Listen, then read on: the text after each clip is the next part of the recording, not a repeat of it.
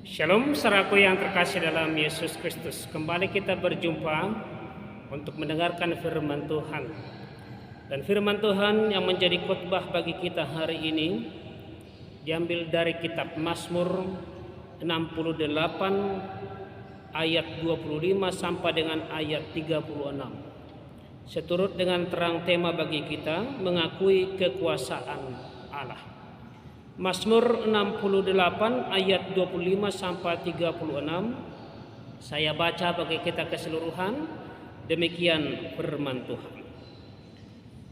Orang melihat perarakanmu ya Allah, perarakan Allahku, Rajaku, ke dalam tempat kudus. Di depan berjalan penyanyi-penyanyi, di belakang pemetik-pemetik kecapi, di tengah-tengah dayang-dayang yang memalu rebana. Dalam jemaah pujilah Allah, yakni Tuhan, hai kamu yang berasal dari sumber Israel. Itu Benjamin yang bungsu, yang berjalan di depan mereka. Pemuka-pemuka Yehuda berbondong-bondong, pemuka-pemuka Zebulon, pemuka-pemuka Naftali. Kerahkanlah kekuatanmu ya Allah, tunjukkanlah kekuatanmu ya Allah. Engkaulah yang telah bertindak bagi kami. Demi bait-Mu di Yerusalem, raja-raja menyampaikan persembahan kepadamu. Hardiklah binatang-binatang di Tiberia, kawanan orang-orang kuat, penguasa-penguasa bangsa-bangsa. Injaklah mereka yang mengejar perak. Serahkanlah bangsa-bangsa yang suka berperang. Dari Mesir orang membawa barang-barang tembaga.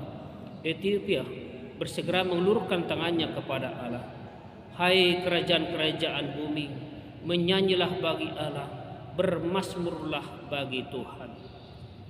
Bagi Dia yang berkendaraan melintasi langit purbakala, perhatikanlah, Ia memperdengarkan suaranya yang dahsyat.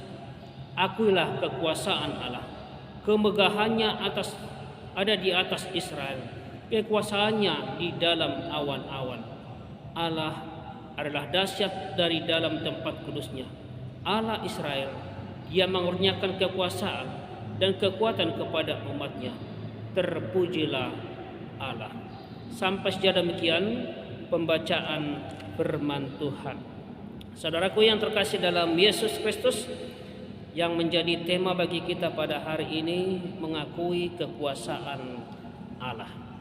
Saudara-saudara, sebagai orang yang percaya, sebagai pengikut Kristus, kita sering lupa, bahkan tidak mengakui otoritas Allah itu. Kita merasa mampu dengan diri kita sendiri, kita merasa mampu dengan kekuatan kita sendiri, kita merasa mampu dengan pikiran kita sendiri, meskipun akhirnya keraguan dan kebimbangan sering muncul dalam kehidupan kita. Keraguan akan masa depan, keraguan kepada seseorang, keraguan terhadap apa yang sedang kita alami, sedang kita jalani dalam hidup kita ini, dan masih banyak lagi keraguan-keraguan yang lain dalam hidup kita. Ketika mengalami masalah yang pelik, banyak orang percaya, banyak orang Kristen mulai ragu akan kuasa Tuhan itu, dan mulai mengukur, mulai mereka-reka dengan pikiran, mulai mereka-reka dengan logika.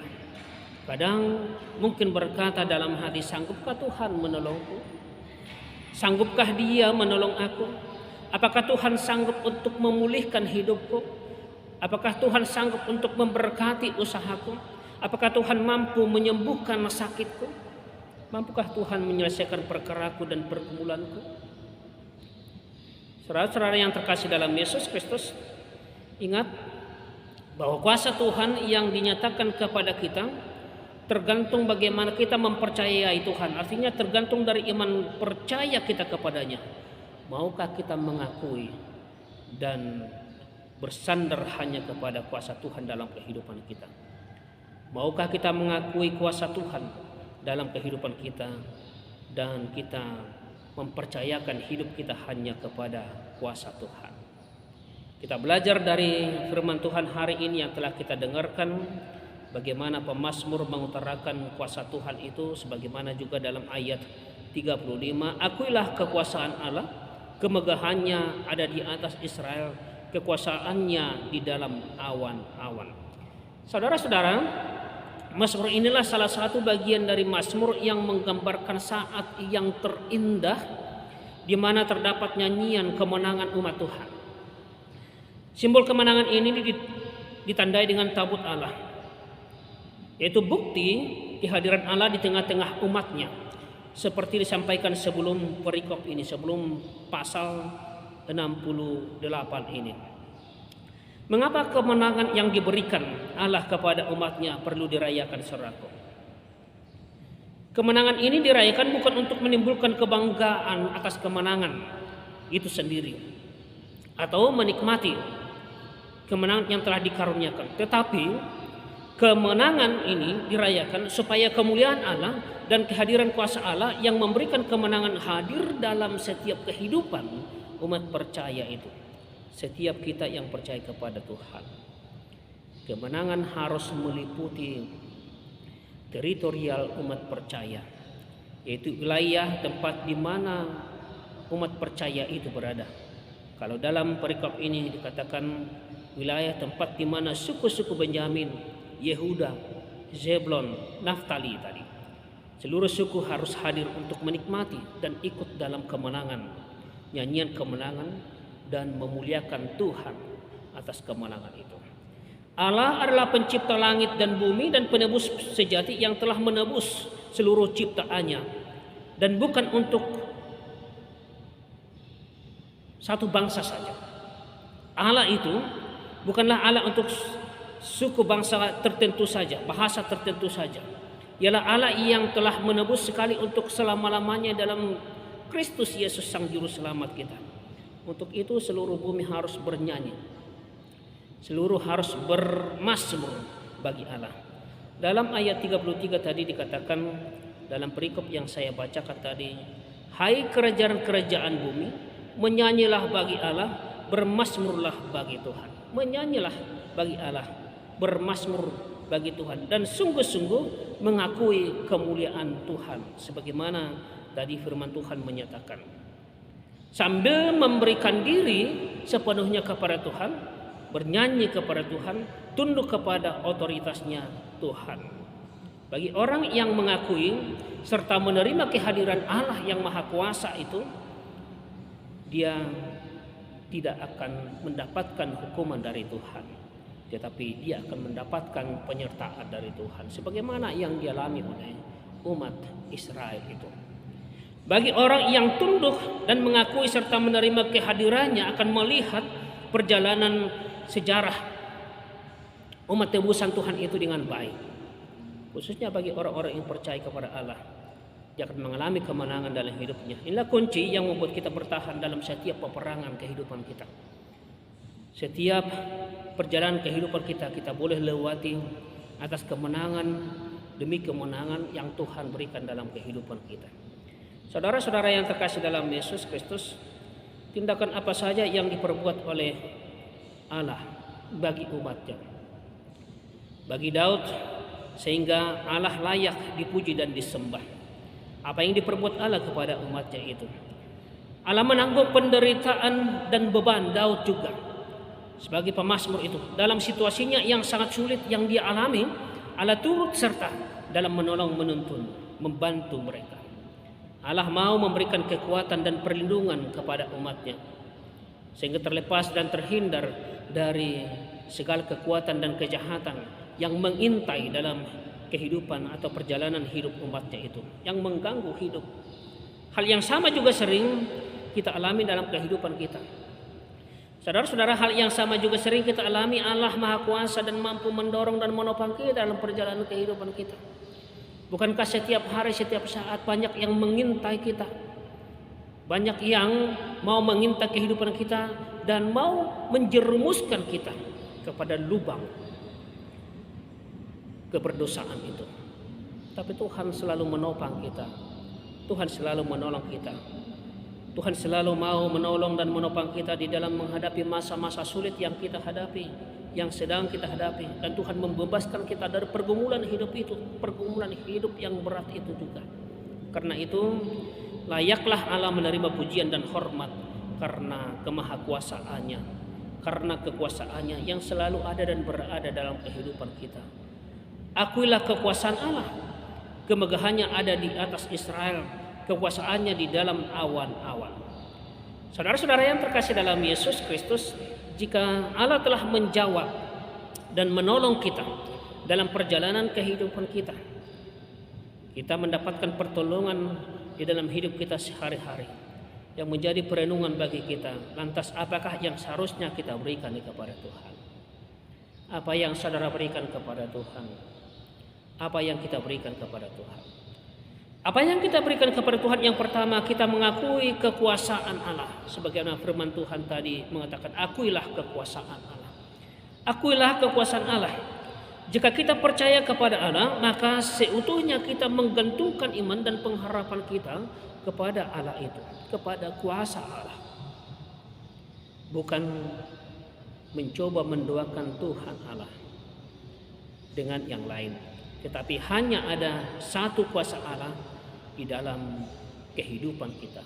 Maka percayalah kepada kuasa Allah. Percayalah kepada Allah itu, kepada Tuhan itu. Hanya ada satu kuasa Allah yang mampu menyelamatkan kita dalam dunia ini. Dan kuasa itu diberikan kepada Yesus yang menjadi juru selamat kita, Tuhan dan juru selamat kita. Yang bukan hanya menyelamatkan kita pada saat ini, tapi juga menyelamatkan kita, memberikan kehidupan kekal di dalam kehidupan kita. Saudara-saudara yang terkasih dalam Yesus Kristus, yang kedua, apakah yang seharusnya kita berikan kepada Tuhan? Kita mengakui dan mempercayai kedahsyatan Allah.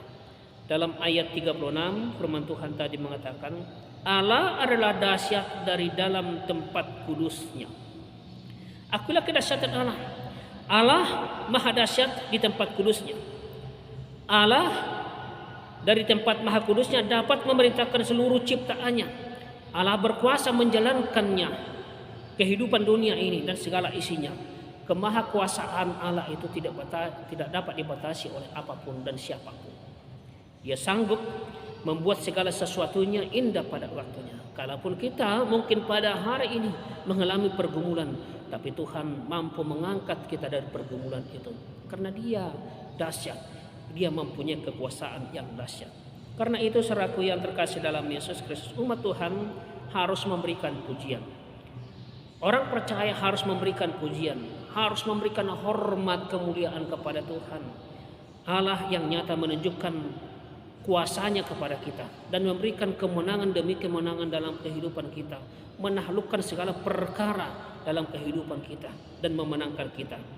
Sesudah menyatakan itu, maka kita boleh berada dalam kesenangan kebahagiaan Tuhan. Sesudah pernyataan tentang kemenangan tertinggi, kita lihat bagaimana bangsa-bangsa tadi datang dan kerajaan bumi ditantang untuk mengakui dan mengagungkan Allah.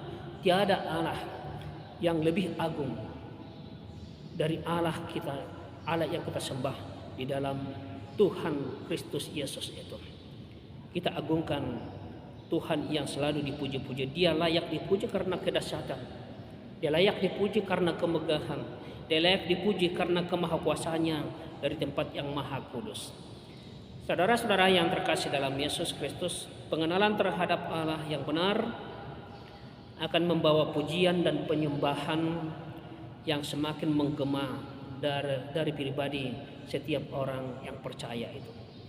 Pemazmur mengenal bahwa Allah itu sungguh besar dan Allah itu adalah Allah yang tidak tertandingi. Allah itu sungguh ajaib, bahkan hadir keinginan besar untuk mengajak lebih banyak orang, semakin banyak orang untuk memuji, memuliakan Allah, untuk menyembah Allah, untuk mengagungkan keperkasaannya yang tak tertandingi. Lalu bagaimana dengan pengalaman kita sebagai orang yang sudah diselamatkan dan mendapat jaminan keselamatan itu, saudara yang terkasih dalam Yesus Kristus? Bagaimana pengalaman kita selama ini sebagai pengikut Kristus? Apakah seraya semakin mengenal Allah, kita juga memujinya dan hati kita semakin rindu untuk mengakui kekuasaan Allah, semakin rindu untuk mendekat, semakin rindu untuk menyembah Tuhan kita itu? Apakah hati kita termotivasi juga untuk mendorong, mengajak orang untuk memuji, memuliakan Tuhan, mendorong lebih banyak orang ikut mengagungkan Allah kita? jika hati kita terdorong, dan jika kita semakin dekat, dan jika kita semakin mau untuk memuji kemahakuasaan Allah, maka mari kita lanjutkan semakin menggema pujian kepada Allah dan semakin menggema pengakuan kepada kekuasaan Allah. Akuilah kekuasaan Allah, kemegahannya ada di atas Israel, kekuasaannya di dalam awan-awan. Allah adalah dahsyat dari dalam tempat kudusnya. Allah Israel, Dia mengurniakan kekuasaan dan kekuatan kepada umatnya. Terpujilah Allah. Tuhan Yesus memberkati kita. Amin.